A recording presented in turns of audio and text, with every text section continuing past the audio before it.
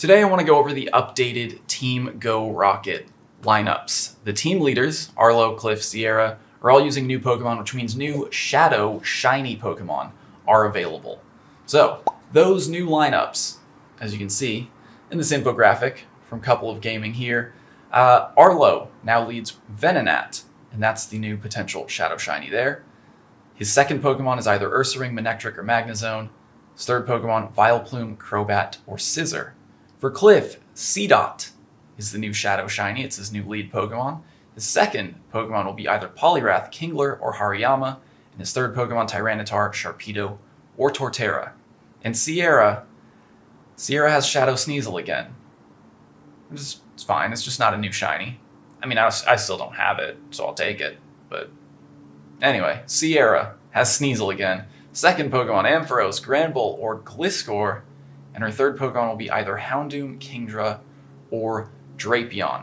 So, today I'm going to go out and try to find those leaders. Well, one of them's actually right here. But I'm going to go try to find the other two, and we'll battle their teams, talk about the best Pokemon you can use against them, to hopefully just kind of get through it quickly and easily. Well, if it isn't Arlo. This is my previous battle party, and, part of it works for Arlo, alright? Arlo's new lead Pokemon is Venonat. It's bug type. Fire is great to use against it. Fire is also great against a lot of other Pokemon that Arlo uses, including Magnezone, Vileplume, and especially Scizor. But again, the thing with these new leaders' lineups is that there aren't a ton of common weaknesses between the potential Pokemon. So sometimes the best move is to just go in, suss it out, see what they're using, and then come back with the right counters. Now, I think if you want the most potential overlap for Arlo's team, Fire, Ice, Fighting is going to work well. Fighting is going to be super effective against Ursaring or Magnezone. Ice is going to work well against Vileplume or Crobat. And again, Fire covers a good amount of his Pokemon. So let's try this. I'm using Magmortar over any other Fire-type Pokemon just because Fire Punch charges really quickly. Wow, that is a Confusion Venonat. This is a problem. Again, use moves that charge quickly. Pokemon that spam moves, because you really want to get those shields down before you do anything else. So we're actually going to go... Okay, that's good.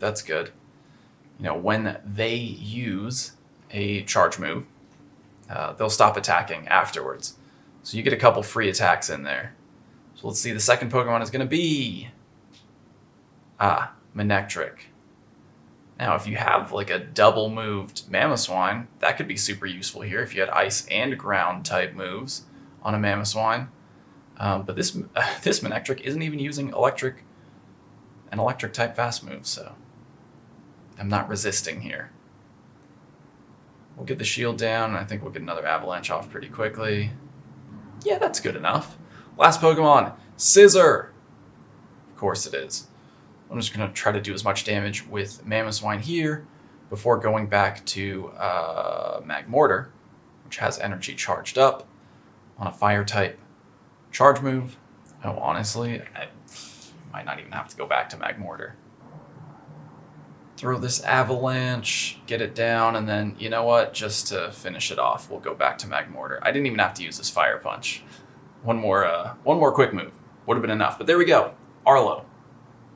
Didn't even have to use all three of my Pokemon. Gave me a Cliff sticker. You love to see friends supporting each other. Alright, so my first Shadow Venonat shiny check is not shiny. And it's funny that they chose Venonat because Venonat's eyes are normally red. When it's shiny, its eyes turn blue, but it's Shadow, so they're still red. So the only indicator is really the blue nose on the shiny Venonat. It's the only thing that's different on the Shadow. That's alright. Shadow Shiny Venomoth will still be pretty cool. Alright, forgive me for doing this in my car, but the mic on my camera is still broken, so I just want to have a little more control over the sound environment. Anyway, next up we have Cliff, and as far as overlapping weaknesses, Cliff obviously has 3 water types, so electric or grass is going to be good there. Grass is also super effective against Tyranitar. And then beyond that, there's Tyranitar and Sharpedo, both weak to fighting. And then Seedot, Hariyama, and Torterra, all weak to flying. So electric, fighting, flying, probably safe types to bring in against Cliff to cover a wide variety of his potential Pokemon. So I didn't power it up for nothing, but I didn't TM it either. I actually should have just Elite TM'd it right away because Sky Attack is a legacy move. So yes. So even though Seedot is his first Pokemon, I'm actually going to lead Lucario because it's going to be better at getting shields down. Remember, that is the number one thing you need to do with these leaders. Use Pokemon that are going to charge moves quickly and get their shields down right away. So I'm also resisting Seed Bomb, which is good, but the leaders are always going to shield the first 2 charge moves that you use. So it doesn't even matter if I'm powering it up here. And it's Power Up Punch, so it's a pretty weak move anyway. But, well, okay, Seedot's down. Again, didn't even get my second charge move off. Next Pokemon, Poliwrath. I'm going to take advantage of this downtime. Oh, wow, that is super effective. And then get my moves off here. The other thing that you need to take advantage of is that cooldown. After every action, essentially, I'm going to go Shadow Ball. After every charge move that you use or that your opponent uses, or after every time a Pokemon switches, you're going to see the team leaders not do anything for 2 seconds. Alright, last Pokemon, what's it going to be? This is where all the dark types are. Let's find out. Yep, that is a dark and water. Well, luckily, I have an electric type, so we'll go Sky Attack, get 1 Sky Attack off here. So I didn't just Elite TM this for nothing. And that's enough. Don't even have to use my third Pokemon. Again, there you go, Cliff. And he gives me an Arlo sticker. They love each other. It's sweet. Okay. First, Seedot, Shadow Shiny check, is a no, but I'll take it anyway. Shadow Shiftry. That's going to be an interesting one in PvP. First ball. Alright, Sierra. Where's Sierra? And last, but certainly not least, we have my old friend Sierra. Sierra is using Sneasel again, and there aren't a ton of overlaps in the weaknesses between her Pokemon, but Sneasel, Houndoom, both weak to fighting, but as dark types, they're also weak to Fairy, and so is Kingdra. Ampharos and Drapion are both weak to ground, and that's kind of where it ends there. Gliscor's biggest weakness is ice. Granbull is weak to poison and steel. So with Sierra, you might have to go in once or twice once you figure out what she's actually using and adjust your counters. But again, I think leading Lucario is going to be best here. Sneasel's double weak to fighting. Probably only going to be able to get off 1 power-up punch here. But that's fine. Whatever move that Sneasel is using is hitting hard, despite being not very effective. So there's 1. We'll just counter down the rest of it. Her second Pokemon is going to be... Uh-oh. Granbull. Alright, I'm definitely out of here. This is going to be rough. I'm going to use the power-up punch to get the shield. I'm going to do 2 counters before switching out to take advantage of that downtime. And then I'm going to go to Togekiss here. Because at least, wow, look at the damage on her Granbull's charm. It's not fair.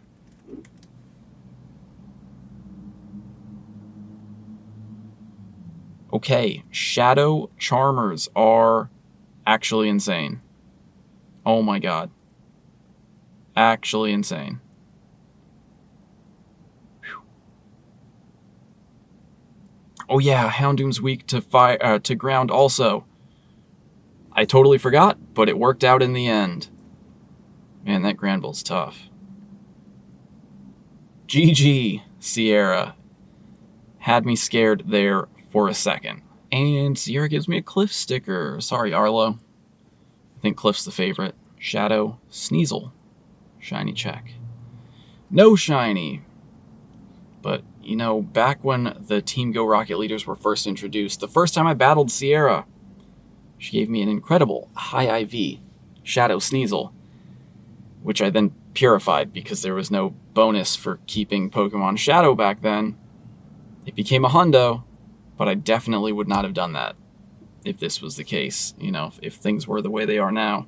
There's almost no incentive to purify Shadow Pokemon because they're just, one, they're harder to get as Shadow Pokemon. It's easier to find a hundo of something that's not a Shadow Pokemon. And they get a bonus to attack, so they're actually better as gym or raid attackers. It makes for more interesting matchups. It changes matchups in PvP. So, yeah, just not really a reason to purify Pokemon, except for the research that we're working on right now. But before I close out this video, I'm actually going to take you back to last weekend when I went up to the Bay. I promised I'd tell you why I was up there. I think some people thought they knew, but you didn't actually know. So here's why. Here's a flashback. Enjoy.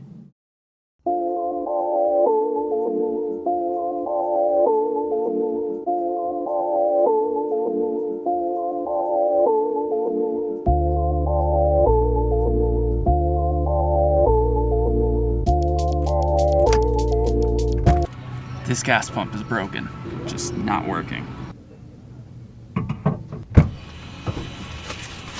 Well, would you look at that? Sometimes all you have to do is complain about something and it starts working.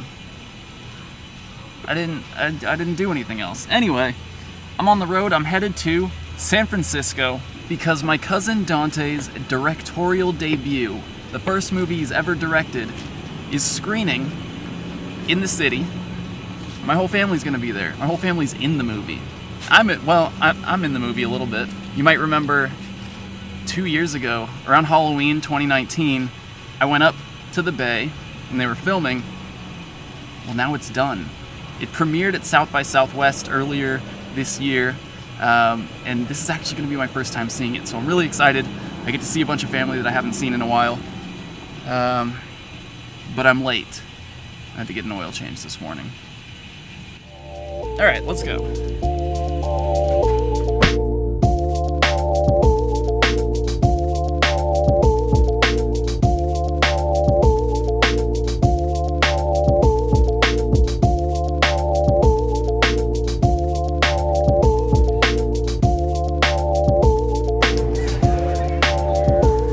Okay, we're here. It's so windy. We're here at the drive-in. There's gonna be no audio out here because it's so windy and my mic's broken and it's just gonna sound terrible, but the whole family's here.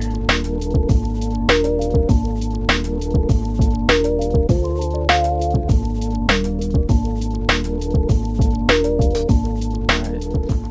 I hopped in the car with my cousins. We're here. You know, we actually, we have a scene together in the movie. Yeah. All of us. All of us. We're all a band. Are in a band. Yeah. Here you go. Nick is our stage here. We're gonna see that.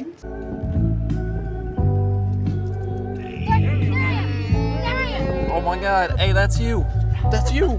You didn't warn me. This is my scene. You didn't warn me. Yep, there I am. Right there. Making my motion picture debut. Now, I'm not gonna spoil the movie here, but it's a story about a Filipino-American family. My Filipino-American family. Each of my cousins plays a character named after one of our uncles, and there's so many references to my family, and like I said, my whole family's in the movie as extras throughout all the scenes. Even the filming locations are significant to our family. I mean, I was crashing on the couch at my cousin's house, which was in one of the scenes in the movie. Welcome to the family.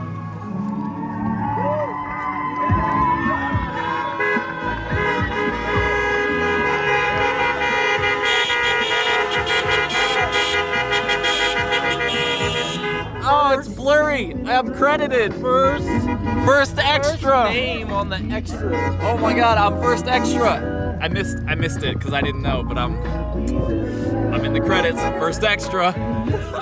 You see my shoulder in there? Hey, dude, you see my shoulder in there? Shoulder, Hey.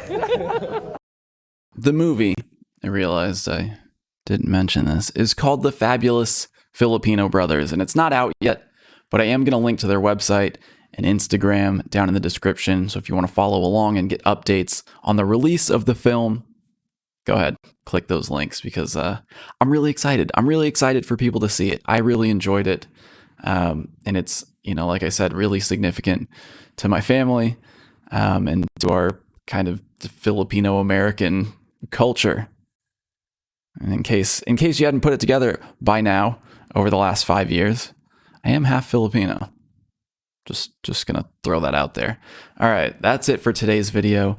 Check out the movie down in the description, and I'll see you in the next one.